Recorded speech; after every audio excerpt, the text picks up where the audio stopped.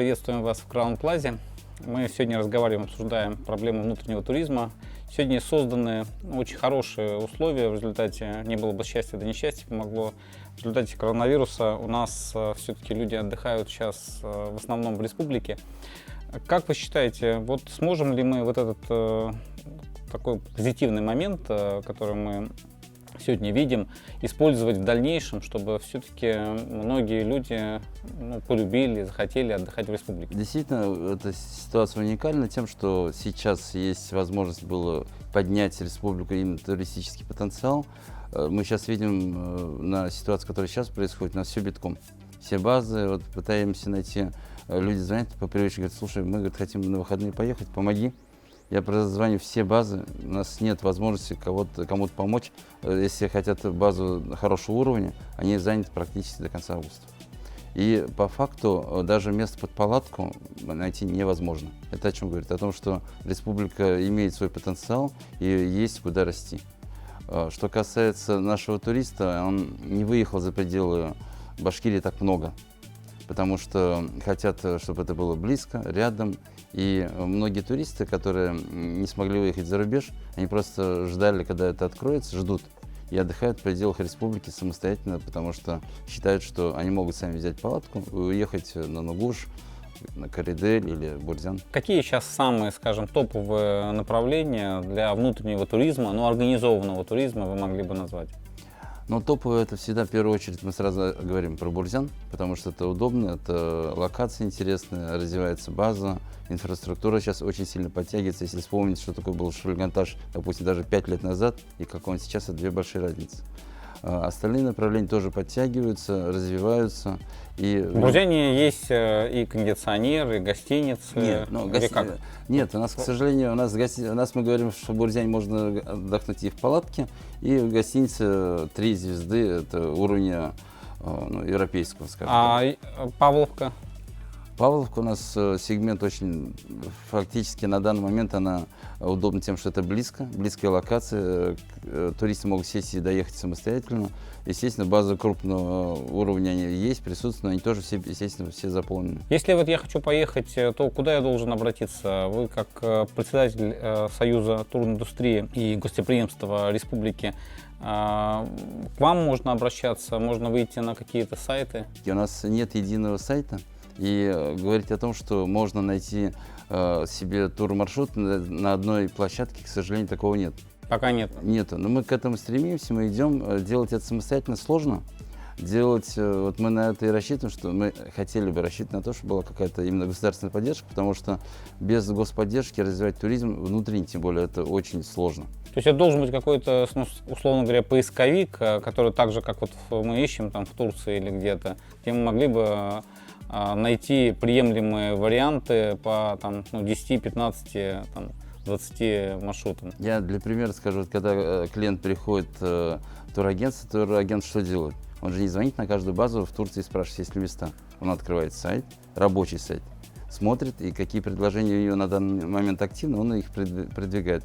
Такого именно ресурса в Башкирии, к сожалению, нет. Когда он может появиться, и можем ли мы рассчитывать, что такое в какой-то обозримой перспективе ресурс появится? Мы начали эту подготовку самостоятельно, и когда мы поняли, что этот ресурс требует огромного количества средств, мы пытаемся это создавать самостоятельно, но на данный момент такого ресурса нет, но мы рассчитываем на то, что мы его в будущем создадим. Хорошо, еще один вопрос, который всех достаточно волнует, это все-таки сегодняшняя санэпидемситуация. Мы видим по картинкам в интернете, когда находимся на водоеме, что люди в принципе не соблюдают элементарные, скажем, правила, не соблюдают дистанцию и так далее. При этом всем, ведь руководители турбаз, баз отдыха, они все-таки, наверное, должны призывать и обеспечивать требования санэпидембезопасности отдыхающих. Есть ли такая вообще, ну, скажем, работа со стороны руководителей турбаз, и не снижает ли это количество, соответственно, отдыхающих? То есть там, где раньше отдыхало трое, сейчас там должно быть двое или один. Вот на данный момент по практике хочу сказать, что была ситуация, когда был запрет на отдых в наших объектах размещения. Объекты размещения, которые требуют соблюдать все условия, они были закрыты. Частные объекты, которые предполагали, что в период такой сложной ситуации они принимали гостей. И сейчас вот говорить о дистанции 1,5 метра, находясь, вот когда, то есть не то, что 1,5 метра, там друг другу, как бочка в селедке, вот сесть сейчас на наши водоемы.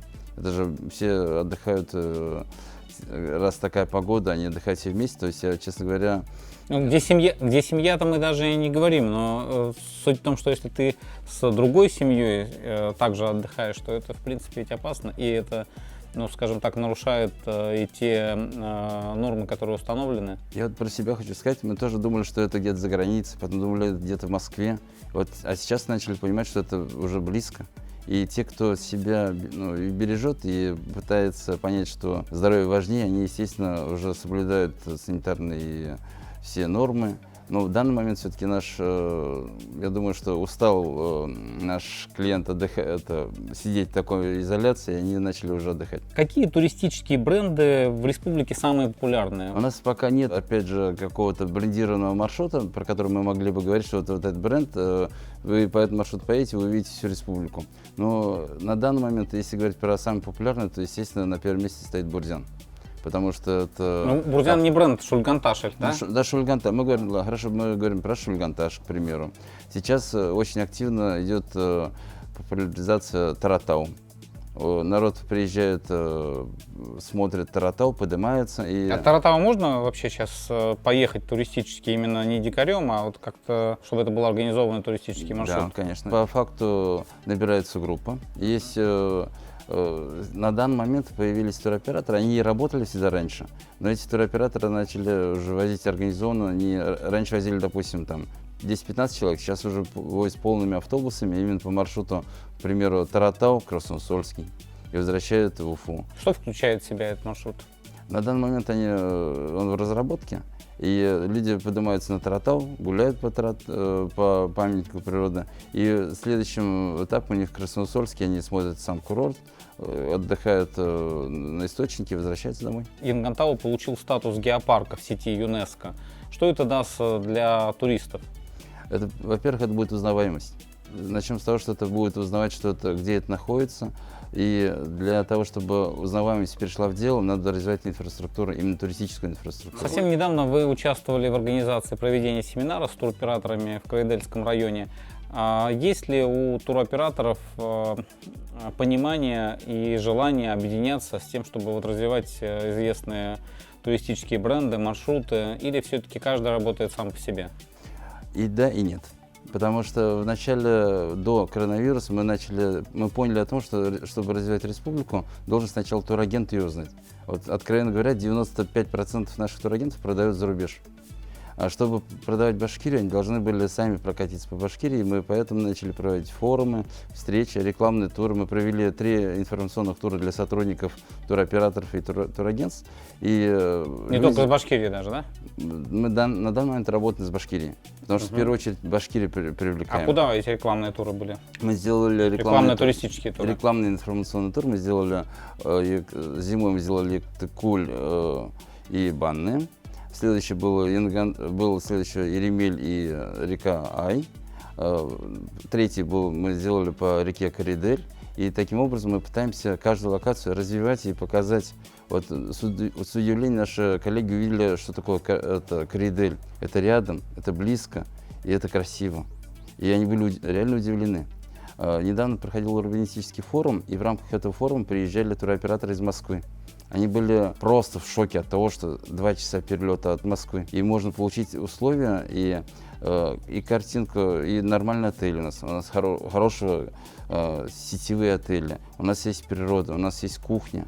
И мы этим пока не пользуемся. Мы пытаемся все это продвигать, показывать. Но это не может быть так, что вот мы привезли туроператора, и все, он через неделю начал нас грузить. Этого нет, к сожалению.